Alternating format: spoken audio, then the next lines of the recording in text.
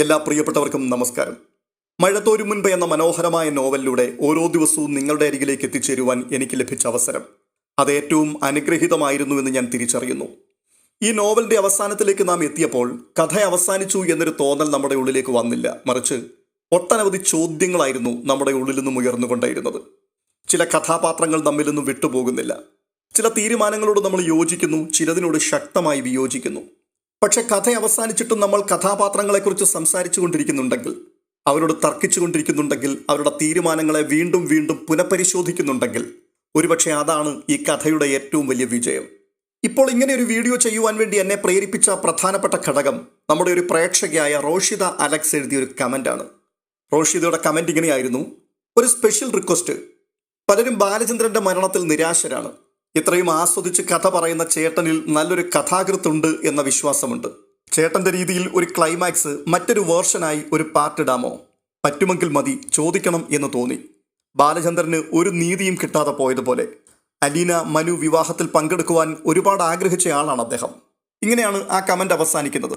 റോഷിതയോട് ആദ്യം തന്നെ ഒരു കാര്യം പറയുകയാണ്: ഞാനൊരു കഥാകൃത്തല്ല. വായന ഇഷ്ടപ്പെടുന്ന, പ്രത്യേകിച്ച് മലയാളം സാഹിത്യത്തോട്, മലയാള ഭാഷയോട് വളരെയധികം താല്പര്യമുള്ളൊരു വ്യക്തിയാണ്. ഈ ചാനലിൽ കഥകൾ പറയുവാൻ തുടങ്ങിയപ്പോൾ നിങ്ങൾ അതിനെ ഇഷ്ടപ്പെട്ടു തുടങ്ങിയതിൻ്റെ പ്രധാനപ്പെട്ട ഒരു കാരണം കഥ പറയുന്ന രീതിയും ശബ്ദം ഇഷ്ടപ്പെട്ടതുകൊണ്ടുമാണ്. ആ രണ്ട് കാര്യങ്ങളും സ്വന്തം കഴിവാണെന്ന് ഞാൻ കരുതുന്നില്ല. അത് 100% ഈശ്വരാനുഗ്രഹമാണ്, ദൈവത്തോട് അങ്ങേയറ്റം കടപ്പെട്ടിരിക്കുകയുമാണ്. ഇനി റോഷിത ചോദിച്ച ചോദ്യത്തിനുള്ള പ്രത്യേകമായ മറുപടി ഞാൻ പറയാം. ഇനി ഒരു ക്ലൈമാക്സ് എൻ്റെതായ വേർഷനിൽ അതിനെ എഴുതി പിടിപ്പിച്ചാൽ ഏച്ചു വെച്ചാൽ മുഴച്ചിരിക്കും എന്ന് പറയുന്നത് പോലെ മാത്രമേ ആവുകയുള്ളൂ. ജോയ്സി സാർ ചെയ്തു വെച്ചതിന് അപ്പുറത്തേക്ക് നമ്മൾ എത്ര കടന്നുപോയാലും എവിടെയും എത്തിച്ചേരുവാൻ കഴിയില്ല. അത് അത്രമാത്രം ഭംഗിയുള്ളതായി മാറില്ല. എന്നാൽ മഴത്തോരും മുൻപേ എന്ന നോവൽ അവസാനിച്ചപ്പോൾ എൻ്റെ മനസ്സിലും നിങ്ങളെപ്പോലെ തന്നെ ഒരുപാട് ചോദ്യങ്ങൾ ബാക്കിയായിട്ടുണ്ട്. ആ ചിന്തകളാണ് ഇന്ന് ഞാൻ നിങ്ങളുമായി പങ്കുവെക്കുന്നത്. ഇത് ആഴത്തിലുള്ളൊരു സാഹിത്യ വിമർശനമൊന്നും അല്ല കേട്ടോ. ഒരു വായനക്കാരൻ സ്വാഭാവികമായും ചിന്തിക്കുന്ന ചിന്ത മാത്രമാണ് ഇത്തരത്തിലുള്ള ചിന്തകൾ നിങ്ങളുടെ മനസ്സിൽ വന്നതാണ്. മഴത്തോരും മുൻപേ എന്നത് ആരുടെ കഥയാണ്?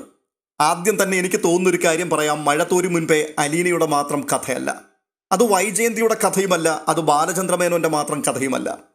തങ്ങളുടെ ജീവിതത്തിൽ തങ്ങളാണ് ശരിയെന്ന് വിശ്വസിക്കുന്ന ഒരുപാട് മനുഷ്യരുടെ കഥയാണ്, നമ്മുടെ കഥയാണ്. അതുകൊണ്ട് തന്നെയാണ് ഈ നോവലിലെ കഥാപാത്രങ്ങൾ നമ്മളെ ഇത്രയും ആഴത്തിൽ ബാധിക്കുന്നത്. ഈ നോവലിനോടൊപ്പം യാത്ര ചെയ്യുമ്പോൾ നമ്മൾ ചിലരെ സ്നേഹിക്കുന്നു, ചിലരോട് ദേഷ്യപ്പെടുന്നു, ചില വ്യക്തികളെ വെറുക്കുന്നു. പക്ഷെ കഥ അവസാനിക്കുമ്പോൾ നമ്മൾ തന്നെ നമ്മുടെ ചില വിധികളെ വീണ്ടും പുനഃപരിശോധിക്കേണ്ടി വരികയും ചെയ്യുന്നു. കാരണം ജീവിതം എല്ലായ്പ്പോഴും കറുപ്പും എല്ലായ്പ്പോഴും വെളുപ്പും മാത്രമല്ല എന്നുള്ളതാണ്. ഒരു മനുഷ്യൻ തെറ്റ് ചെയ്താൽ അയാൾ മുഴുവനായും തെറ്റായ മനുഷ്യനാകണമെന്നില്ല. അതുപോലെ ഒരാൾ നല്ല കാര്യങ്ങൾ ചെയ്തതുകൊണ്ട് അയാളുടെ എല്ലാ തീരുമാനങ്ങളും ശരിയാകണമെന്നുമില്ല. മഴത്തോരും മുൻപയുടെ ഏറ്റവും വലിയ ശക്തിയും ഒരുപക്ഷെ ഇത് തന്നെയാണ്. ആദ്യം അലീന. മഴത്തോരും മുൻപയുടെ ഹൃദയത്തിലേക്ക് നമ്മളെ കൊണ്ടുപോകുന്ന പ്രധാനപ്പെട്ട കഥാപാത്രമാണ് അലീന. അലീനയുടെ ജീവിതത്തിലെ അടിസ്ഥാനപരമായ വേദന അത് വളരെ ലളിതമാണ്. അവൾക്ക് സ്നേഹം വേണം, സ്വന്തം ആളുകൾ വേണം, താൻ ആരുടെയോ മകളാണെന്നുള്ള ബോധം വേണം, ഞാൻ ആരുടെയോ സ്വന്തമാണ് എന്നുള്ള സുരക്ഷിതത്വം വേണം. അവൾക്ക് കിട്ടാതെ പോയത് പണമല്ല, സൗകര്യങ്ങളല്ല, അവൾക്ക് നഷ്ടപ്പെട്ടത് ഒരു ബന്ധത്തിൻ്റെ സുരക്ഷിതത്വമാണ്. അതുകൊണ്ട് തന്നെയാണ് അലീന ഒരു സാധാരണ നായികയായി മാത്രം നമ്മുടെ ഉള്ളിൽ നിൽക്കാത്തത്. അവൾക്ക് സംഭവിക്കുന്ന കാര്യങ്ങൾ മാത്രമല്ല നമ്മളെ വേദനിപ്പിക്കുന്നത്. അവളുടെ ഉള്ളിൽ വർഷങ്ങളായി കിടക്കുന്ന ശൂന്യതയാണ് നമുക്ക് നൊമ്പരമുണ്ടാക്കുന്നത്. അവൾ അവളുടെ മാതാപിതാക്കളെ അന്വേഷിക്കുകയാണ്. പക്ഷേ യഥാർത്ഥത്തിൽ അവൾ അന്വേഷിക്കുന്നത് സ്വന്തം ജീവിതത്തിൻ്റെ അർത്ഥമാണ്. അവൾ ആരാണ്, എവിടെ നിന്നാണ് വന്നത്, തനിക്ക് എന്തുകൊണ്ടാണ് ഈ ജീവിതം ലഭിച്ചത്, താൻ ആരുടെയെങ്കിലും സ്വന്തമാണോ? ഈ ചോദ്യങ്ങളൊക്കെയാണ് അലീനയുടെ യാത്രയെ മുൻപോട്ട് കൊണ്ടുപോയിക്കൊണ്ടിരിക്കുന്നത്. അതുകൊണ്ട് അലീന കരയുമ്പോൾ നമ്മൾ കാണുന്നത് അവളുടെ കണ്ണുനീർ മാത്രമല്ല, ആ കണ്ണുനീർ രൂപപ്പെട്ട വർഷങ്ങളാണ്. ആ വർഷങ്ങൾക്കുള്ളിൽ രൂപപ്പെട്ട ഒരു വ്യക്തിത്വമാണ്. ഇനി വൈജയന്തി. ഇവിടെയാണ് കഥ കൂടുതൽ സങ്കീർണമാകുന്നത്. വൈജയന്തിയെ എളുപ്പത്തിൽ നമുക്ക് കുറ്റക്കാരിയാക്കി മാറ്റാം, പ്രത്യേകിച്ച് അലീനയുടെ ജീവിതത്തിലെ വേദനകൾ നമ്മൾ അറിഞ്ഞതിന് ശേഷം. പക്ഷേ അവിടെയാണ് ഈ ഒരു നോവൽ നമ്മളോട് മറ്റൊരു ചോദ്യം ചോദിക്കുന്നത്. ഒരു മനുഷ്യനെ അയാളുടെ തീരുമാനത്തിലൂടെ മാത്രം വിധിക്കുവാൻ കഴിയുമോ? വൈജയന്തി ചെയ്ത തെറ്റുകൾ തന്നെയാണ്. പക്ഷേ അവളുടെ ജീവിതത്തിലെ ഭയങ്ങൾ, അവൾ അനുഭവിച്ച സാഹചര്യങ്ങൾ, അവളുടെ ജീവിതത്തിലെ തീരുമാനങ്ങൾ, അതിൻ്റെ പിൻപിലെ സമ്മർദ്ദങ്ങൾ, അവയെല്ലാം കൂടി നോക്കുമ്പോഴാണ് വൈജയന്തി എന്നൊരു കഥാപാത്രം രൂപപ്പെടുന്നതും പൂർണ്ണമാകുന്നതും. വൈജയന്തി മുഴുവനായി കറുപ്പല്ല, മുഴുവനായി വെളുപ്പുമല്ല.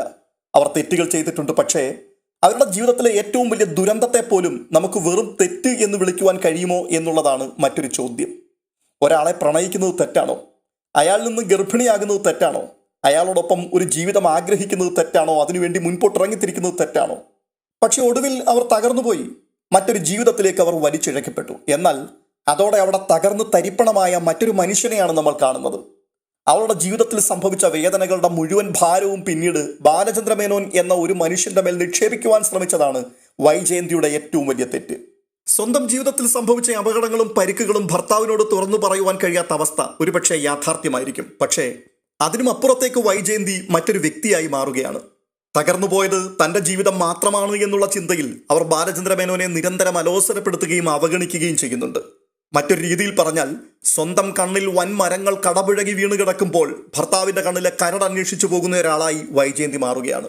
അവിടെയാണ് അവരുടെ തെറ്റ്. എങ്കിലും അവരുടെ ഉള്ളിൽ അവർക്ക് ശരിയെന്ന് തോന്നുന്ന ഒത്തിരി കാര്യങ്ങളുണ്ടായിരുന്നു. അതാണ് അവളെ അവസാനം വരെയും പൊരുതുവാൻ പ്രേരിപ്പിച്ച ഘടകം. ജീവിതത്തിൽ ഒരിക്കൽ പോലും ഒരു പുനർവിചിന്തനത്തിന് തയ്യാറാകാതിരുന്ന വൈജയന്തിക്ക് ഒരു കുടുംബ സദസ്സിൽ തെളിവുകൾ ഉൾപ്പെടെ തന്റെ ഭൂതകാലം ബാലചന്ദ്രമേനോൻ തുറന്നു കാട്ടിയപ്പോൾ മാത്രമാണ് ഇനി പിടിച്ചു നിൽക്കുവാൻ വഴിയില്ല എന്ന് മനസ്സിലാകുന്നത്. അതോടെ അവർ ഓടി രക്ഷപ്പെടുകയാണ്. പക്ഷേ കഥ അവിടം കൊണ്ട് അവസാനിക്കുന്നില്ല. ഒടുവിൽ തൻ്റെ ഉള്ളിലെ മാലിന്യങ്ങളെല്ലാം ഉരുകി ഒലിച്ച് ഒരു പുതിയ വ്യക്തിയായി, ഒരു പുതിയ വൈജയന്തിയായിട്ട് പിന്നീട് അവർ മാറുകയാണ്. സത്യത്തിൽ ഇവിടെ ഈ കഥാകൃത്ത് ഒരു വില്ലൻ പരിവേഷം അവർക്ക് ലഭിക്കാതിരിക്കത്തക്കവണ്ണം അവരെ മറ്റൊരു വ്യക്തിയാക്കി രക്ഷിച്ചെടുക്കുകയാണ്. ഇനി വരുന്നത് ബാലചന്ദ്രമേനോൻ. ഇവിടെയാണ് മഴ തോരും മുൻപേ എന്ന ആ നോവൽ കൂടുതൽ ശക്തമായി മാറുന്നത്. കാരണം ബാലചന്ദ്രമേനോൻ ഒരു സാധാരണ കഥാപാത്രമല്ല. അയാൾക്ക് സ്വന്തമായിട്ടൊരു ധാർമ്മിക ബോധമുണ്ട്, അയാൾക്ക് തീരുമാനങ്ങളുണ്ട്, അയാൾക്ക് നിലപാടുകളുണ്ട്. അയാൾ എല്ലാവരെയും എല്ലായ്പ്പോഴും സന്തോഷിപ്പിക്കുവാൻ ശ്രമിക്കുന്ന മനുഷ്യനല്ല. പക്ഷേ അയാളുടെ ഓരോ തീരുമാനത്തിനും പിൻപിൽ അയാളുടേതായ ഒരു ശരിയുണ്ടായിരുന്നു. ഒരു കഥാപാത്രത്തെ പ്രേക്ഷകർ ഇഷ്ടപ്പെടുവാൻ വേണ്ടി മാത്രം അയാളെ നല്ലവനാക്കിയാൽ അയാൾ വലിയ കഥാപാത്രമൊന്നും ആവില്ല. പക്ഷേ ഞാൻ ചെയ്യുന്നത് ശരിയാണ് എന്ന് വിശ്വസിച്ചിരിക്കുന്ന ഒരാൾ ആ വിശ്വാസത്തിന്റെ പേരിൽ മറ്റുള്ളവരുമായി ഏറ്റുമുട്ടുകയും അതിന്റെ പേരിൽ സ്വന്തം ജീവിതം കൂടുതൽ ദുസ്സഹമാവുകയും ചെയ്തിട്ടും അനീതിക്കെതിരെ നിലകൊള്ളുകയും ചെയ്യുമ്പോഴാണ് യഥാർത്ഥ കഥാപാത്രം ജനിക്കുന്നത്. ബാലചന്ദ്രമേനോൻ അത്തരത്തിലുള്ളൊരു കഥാപാത്രമാണ്. പക്ഷേ ബാലചന്ദ്രനെ വൈജയന്തി മനസ്സിലാക്കിയില്ല, മനസ്സിലാക്കാൻ ശ്രമിച്ചില്ല എന്നുള്ളതാണ്. ഇതാണ് പ്രേക്ഷകരെ ഏറ്റവും കൂടുതൽ വേദനിപ്പിച്ച ചോദ്യം. അതായത് ബാലചന്ദ്രമേനോൻ എന്ന മനുഷ്യനെ ജീവിതത്തിൽ ഒരിക്കലെങ്കിലും വൈജയന്തി മനസ്സിലാക്കുവാൻ ശ്രമിച്ചിരുന്നോ? അയാളുടെ വേദന, അയാളുടെ ഉത്തരവാദിത്തങ്ങൾ, അയാളുടെ ധാർമ്മികത, അയാളുടെ കുടുംബത്തോടുള്ള പ്രതിബദ്ധത, ഇതൊന്നും തന്നെ പൂർണ്ണമായി മനസ്സിലാക്കാൻ, അല്ല അല്പം പോലും മനസ്സിലാക്കുവാൻ വൈജയന്തി എന്ന കഥാപാത്രത്തിന് കഴിഞ്ഞില്ല എന്ന് വരുമ്പോഴാണ് അദ്ദേഹത്തിന്റെ ജീവിതം കൂടുതൽ ദുഃഖകരമായി മാറുന്നത്. അയാൾ സാഹചര്യങ്ങളുടെ പിന്നാലെ ഓടുന്ന മനുഷ്യനായിരുന്നില്ല, സാഹചര്യങ്ങളോട് പ്രതികരിക്കുന്ന മനുഷ്യനായിരുന്നു. അയാൾക്ക് കുടുംബമുണ്ട്, ബന്ധങ്ങളുണ്ട്, ഉത്തരവാദിത്തമുണ്ട്, അതോടൊപ്പം സ്വന്തം ധാർമ്മികതയുമുണ്ട്. ഈ 4 കാര്യങ്ങളും തമ്മിൽ കൂട്ടിയിടിക്കുമ്പോഴാണ് ബാലചന്ദ്രൻ എന്ന കഥാപാത്രം ഇത്രയും ആഴമുള്ളതായി മാറുന്നത്. പിന്നെ സംഭവിക്കുന്നത് ബാലചന്ദ്രമേനോന്റെ മരണം. ഇതാണ് ഇന്നും പ്രേക്ഷകരുടെ മനസ്സിൽ ഏറ്റവും വലിയ മുറിവായി നിൽക്കുന്ന കാര്യം. കാരണം നമ്മളൊരു കഥാപാത്രത്തെ സ്നേഹിച്ചതുകൊണ്ട് മാത്രമല്ല അയാളുടെ മരണം നമ്മെ വേദനിപ്പിച്ചത്. അയാൾക്ക് നീതി ലഭിക്കാതെ പോയി എന്നുള്ള തോന്നലാണ് നമ്മളെ വേദനിപ്പിച്ചത്. അപ്പോൾ വലിയൊരു ചോദ്യം ഇവിടെ ഉയരുന്നുണ്ട്. ബാലചന്ദ്രമേനോനെ കൊല്ലാതെ ഈ കഥ മുൻപോട്ട് കൊണ്ടുപോകുവാൻ കഴിയുമായിരുന്നില്ലേ? അത് കൃത്യമായൊരു ചോദ്യമാണ്. ഒരു കഥാപാത്രത്തെ ഇല്ലാതെയാക്കുന്നത് കഥയുടെ ആവശ്യകതയായിരുന്നോ? അല്ലെങ്കിൽ അയാൾ ജീവിച്ചിരുന്നുവെങ്കിൽ കഥയിലെ പല പ്രശ്നങ്ങളും സ്വാഭാവികമായി പരിഹരിക്കപ്പെടുമായിരുന്നോ?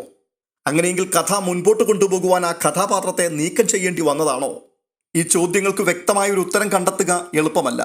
പക്ഷെ ഒരു കാര്യം ഉറപ്പാണ്, ബാലചന്ദ്രമേനോന്റെ മരണം കഥയിൽ ഒരു ഒഴിവ് സൃഷ്ടിച്ചു, ഒരു ശൂന്യത കൊണ്ടുവന്നു, ഒരു ഇമോഷണൽ വൂണ്ട്. ആ മുറിവാണ് ഇന്നും നമ്മളിലൂടെ സംസാരിച്ചു കൊണ്ടേയിരിക്കുന്നത്. എന്തുകൊണ്ടാണ് ബാലചന്ദ്രമേനോന്റെ മരണം ഇത്രയും വലിയ ആഘാതമായി പ്രേക്ഷകർക്ക് മാറുന്നത്? കാരണം കഥയിൽ അലീനയ്ക്ക് വേണ്ടി നിലകൊള്ളുന്ന ബാലചന്ദ്രമേനോന് ഒരു പ്രത്യേകമായ മോറൽ അതോറിറ്റി ലഭിച്ചിരുന്നു.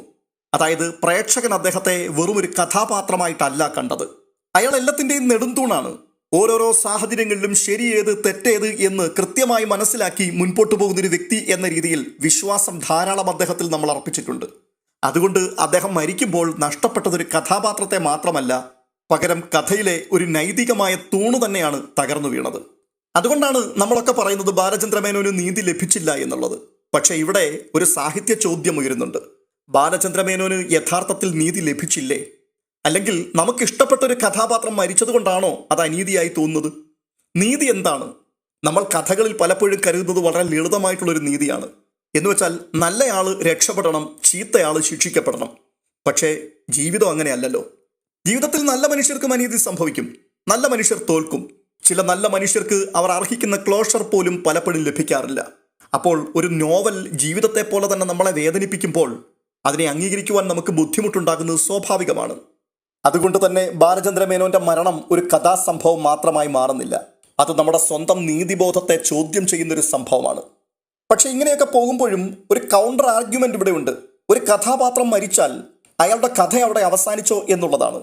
ചില കഥാപാത്രങ്ങൾ മരിച്ചിട്ടും കഥയിൽ നിന്ന് അവർ പോകുന്നില്ല. അവർ മറ്റുള്ളവരുടെ ഓർമ്മകളിൽ ജീവിക്കുകയാണ്. അവരുടെ തീരുമാനങ്ങൾ മറ്റുള്ളവരുടെ ജീവിതത്തെ മാറ്റിമറിക്കുന്നു. അവരുടെ അഭാവം പോലും കഥയിലെ ഒരു സാന്നിധ്യമായി മാറുന്നു. അങ്ങനെയാണെങ്കിൽ ബാലചന്ദ്ര മേനോന്റെ മരണം ഒരവസാനമല്ല, അത് മറ്റുള്ള കഥാപാത്രങ്ങളുടെ പരീക്ഷണത്തിന്റെ തുടക്കമാണ്.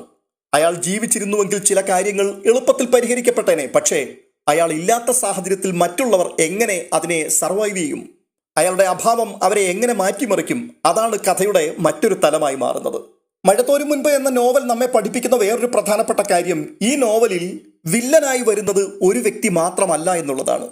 ഒരു കഥയിൽ ഒരാൾ മാത്രം മോശക്കാരനായാൽ കഥ നമുക്ക് വേഗത്തിൽ പ്രെഡിക്റ്റ് ചെയ്യാൻ പറ്റും. പക്ഷേ ഓരോരോ കഥാപാത്രങ്ങളും സ്വന്തം ഭാഗത്ത് നിന്നുകൊണ്ട് തങ്ങളാണ് ശരിയെന്ന് വിശ്വസിച്ചാൽ അവിടെയാണ് യഥാർത്ഥ കോൺഫ്ലിക്റ്റ് ഉണ്ടാകുന്നത്. അലീനയ്ക്ക് അവരുടേതായ ശരിയുണ്ട്, വൈജയന്തിക്ക് അവരുടെ ശരിയുണ്ട്, ബാലചന്ദ്ര മേനോന് അദ്ദേഹത്തിന്റെ ശരിയുണ്ട്, ഔതക്കുട്ടിച്ചായനും രാവുണ്ണി മേനോനും ശിവശങ്കര മേനോനും ഗംഗാധര മേനോനും ഓരോരുത്തരുടെയും ഭാഗത്തു നിന്ന് നോക്കുമ്പോൾ അവരവരുടെ തീരുമാനങ്ങളെ ന്യായീകരിക്കുന്ന ഒരു മനസ്സുണ്ട്, ഒരു ശരിയുമുണ്ട്. ഒരുപക്ഷെ ഹരിശങ്കറോ റീത്താമ്മയോ മാത്രമാണ് അതിൽ നിന്നും അല്പം വ്യത്യസ്തമായ സ്ഥാനത്ത് നിൽക്കുന്നത്. അതുകൊണ്ടാണ് ഈ കഥയിലെ കോൺഫ്ലിക്റ്റ് ഇത്രയും ശക്തമാവുകയും ചെയ്യുന്നത്. ഇതൊരു ഹീറോയും ഒരു വില്ലനും തമ്മിലുള്ള പോരാട്ടമല്ല.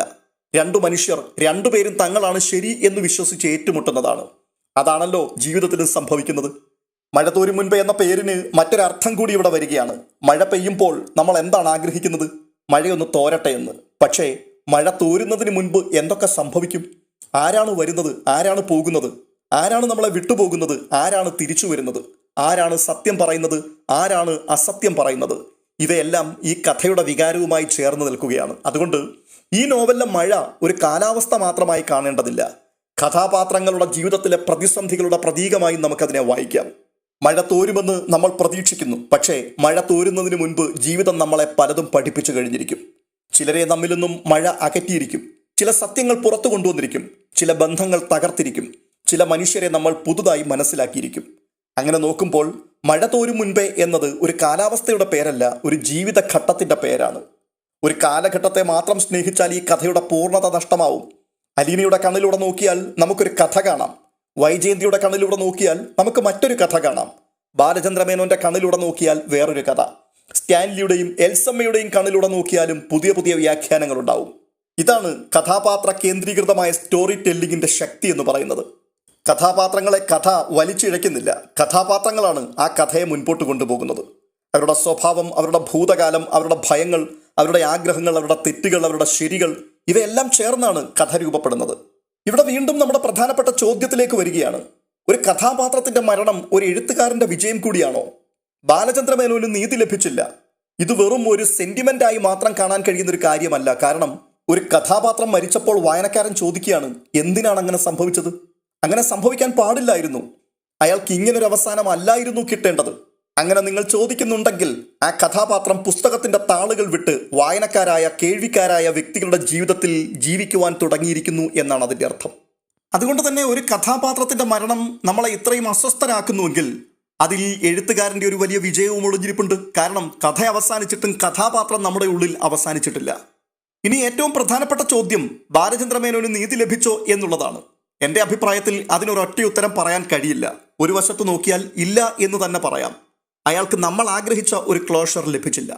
അയാൾ ആഗ്രഹിച്ചതുപോലെ പല കാര്യങ്ങളും അയാൾക്ക് പൂർത്തിയാക്കാൻ കഴിഞ്ഞില്ല. അലീനയുടെ ജീവിതത്തിലെ ചില നിർണായക നിമിഷങ്ങളിൽ അയാൾ ഉണ്ടാകണമെന്ന് നമ്മൾ ആഗ്രഹിച്ചു. അലീന മനു വിവാഹത്തിൽ പങ്കെടുക്കുവാൻ അയാൾ ആഗ്രഹിക്കുന്നു എന്നുള്ളത് നമ്മൾ അറിയുമ്പോൾ അയാൾ അവിടെ ഉണ്ടാകണം എന്നൊരാഗ്രഹം നമ്മുടെ മനസ്സിലുമുണ്ടാവും. പക്ഷെ നമ്മൾ തിരിച്ചറിയേണ്ട ഒരു കാര്യം, ജീവിതം എല്ലായ്പ്പോഴും നമ്മൾ ആഗ്രഹിക്കുന്ന അവസാനം തന്നെ നമുക്ക് നൽകും എന്ന് ചിന്തിക്കുവാൻ പാടില്ല. ഇനി ഇതിന്റെ മറുവശത്തേക്ക് നമ്മൾ നോക്കിയാൽ ബാലചന്ദ്ര മേനോൻ എന്ന വ്യക്തിയുടെ യഥാർത്ഥ നീതി അയാൾ മരിച്ചിട്ടും കഥയിൽ ജീവിച്ചുകൊണ്ടിരിക്കുന്നു എന്നുള്ളതാണെങ്കിലോ? ഇന്നും നമ്മൾ അയാളെക്കുറിച്ച് സംസാരിച്ചു കൊണ്ടിരിക്കുന്നു. അയാളുടെ തീരുമാനങ്ങളെക്കുറിച്ച് ചർച്ച ചെയ്യുന്നു. അയാളുടെ മരണത്തെ ചോദ്യം ചെയ്യുന്നു. അയാളുടെ അഭാവം നമ്മളെ വേദനിപ്പിക്കുന്നു. ഒരു കഥാപാത്രത്തിന് ഇതിൽ കൂടുതൽ എന്താണ് വേണ്ടത്? അയാൾ അത്ര ആഴത്തിൽ നമ്മുടെയൊക്കെ ഹൃദയത്തിൽ വേരുറപ്പിച്ച് കഴിഞ്ഞിരിക്കുന്നു.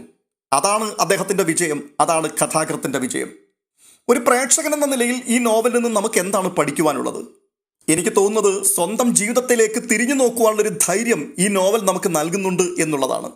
നമ്മളൊക്കെ നമ്മുടെ സ്വന്തം ശരികളുടെ വക്താക്കളാണ്. മറ്റൊരാളുടെ വേദന മനസ്സിലാക്കാൻ നമ്മൾ എപ്പോഴെങ്കിലും ശ്രമിക്കാറുണ്ടോ? അല്ലെങ്കിൽ നമ്മൾ കുറ്റക്കാരനാണ് എന്ന് വിധിച്ച ഒരാളുടെ ഭാഗത്ത് നിന്നുകൊണ്ട് ആ ജീവിതത്തെ നോക്കിക്കാണാൻ എപ്പോഴെങ്കിലും നമുക്ക് തോന്നിയിട്ടുണ്ടോ? ഞാൻ ശരിയാണ് എന്ന് ഉറച്ചു നിൽക്കുന്നതിന് മുൻപ് എൻ്റെ ശരി മറ്റൊരാളുടെ ജീവിതത്തിൽ ശരിയാണോ, അല്ലെങ്കിൽ എൻ്റെ ശരി മറ്റൊരാളുടെ ജീവിതത്തിൽ വേദനയാണോ ഉണ്ടാക്കിയത് എന്ന് നമ്മൾ ചോദിച്ചിട്ടുണ്ടോ?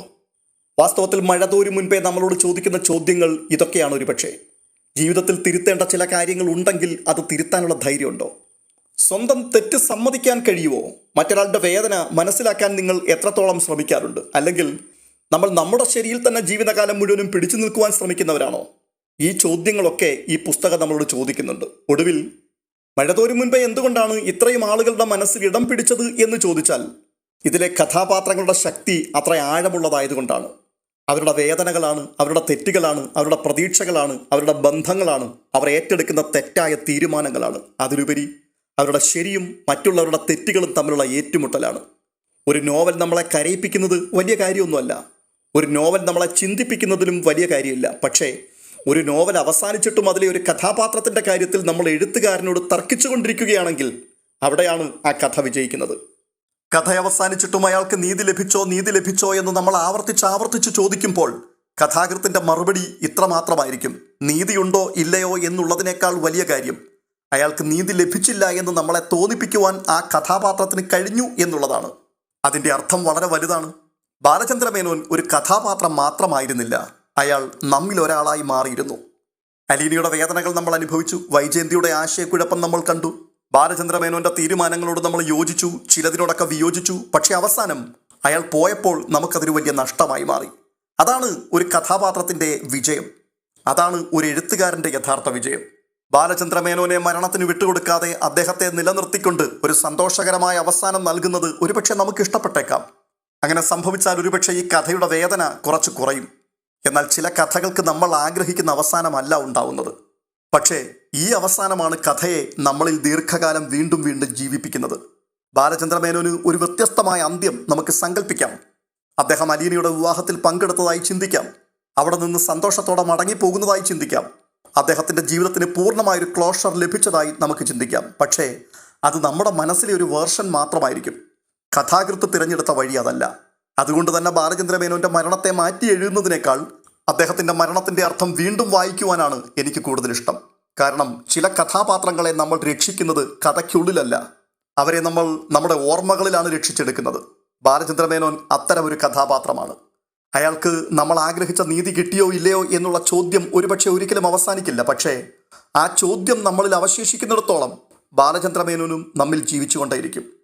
മഴ ഒരിക്കൽ തോരും, പക്ഷേ ചില കഥാപാത്രങ്ങൾ മഴ തോർന്നതിന് ശേഷവും നമ്മുടെ മനസ്സിൽ പെയ്തുകൊണ്ടേയിരിക്കും. അത്തരമൊരു കഥാപാത്രമാണ് ബാലചന്ദ്ര മേനോൻ. അത്തരമൊരു അനുഭവമാണ് മഴ തോരും മുൻപേ. എൻ്റെ മനസ്സിലെ ചില തോന്നലുകൾ മാത്രമാണ് ഞാനിവിടെ പങ്കുവെച്ചത്.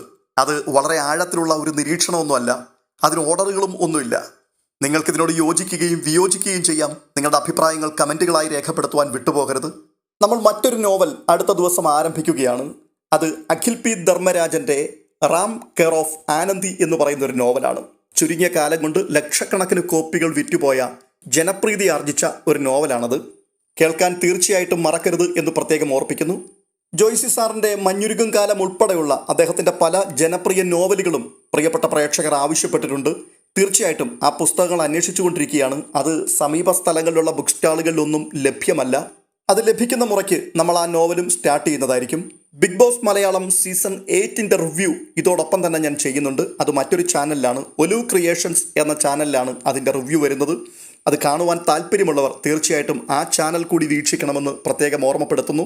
അടുത്ത നോവലുമായി വീണ്ടും കാണാം. അതുവരേക്കും ബൈ.